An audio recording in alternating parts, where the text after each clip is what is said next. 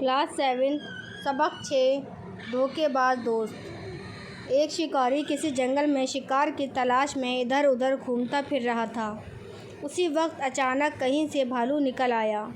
شکاری کی نظر ابھی بھالو پر پہنچی ہی تھی کہ بھالو نے اس پر حملہ کر دیا۔ شکاری بھاگ کر ایک بڑے سے درخت پر چڑھ گیا۔ بھالو بھی درخت پر چڑھنا چاہتا تھا تاکہ شکاری کو مار کر اس کا خون پیے۔ تبھی ایک شیر کہیں سے گرجتا ہوا ان کے پاس آ پہنچا۔ شیر کو دیکھ کر بھالو ڈر کے مارے کانپنے لگا اور جلدی سے درخت پر چڑھ گیا۔ اب شیر سے بھالو اور شکاری دونوں کی جان خطرے میں پڑ گئی تھی۔ بھالو نے شکاری سے کہا، اس وقت ہم دونوں کی جان کو خطرہ ہے کیونکہ شیر ہمیں کھا جانا چاہتا ہے۔ اس لیے اس مصیبت کے وقت ہم آپس میں دوستی کر لیں تو اچھا ہے۔ ہم دونوں ایک دوسرے کی مدد کریں گے تو ہماری جان بچ سکتی ہے۔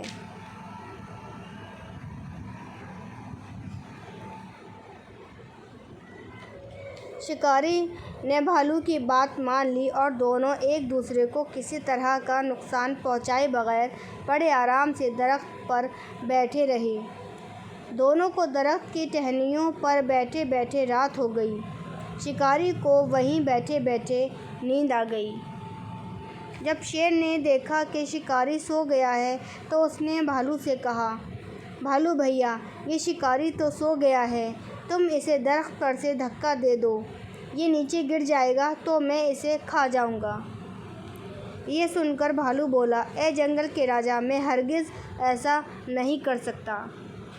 شیر نے پوچھا، کیوں نہیں کر سکتے؟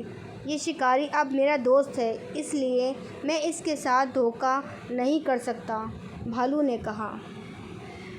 اتنے میں شکاری بھی جاگ اٹھا۔ شیر نے وہی بات شکاری سے بھی کہی۔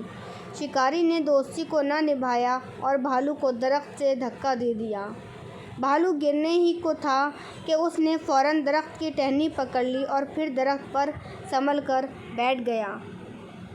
بھالو نے شکاری سے کہا، اے دھوکے باز شکاری، میں تجھے اپنا دوست سمجھتا تھا اور دوستی کا فرض نبھاتے ہوئے میں نے شیر کے کہنے پر بھی تجھے درخت سے نیچے نہیں گرایا، لیکن تو نے دوستی کا فرض نہ نبھایا، تو نے میرے ساتھ دھوکہ کیا ہے، اس لیے اب میں تجھے نہیں چھوڑوں گا۔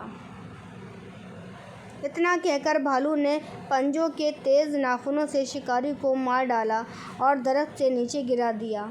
نیچے گرنے کے بعد شیر نے اسے پھاڑ ڈالا۔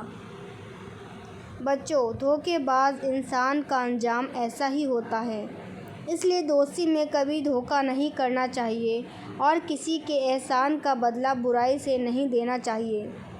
دھوکہ دینے والوں کو اللہ تعالیٰ کبھی پسند نہیں کرتا۔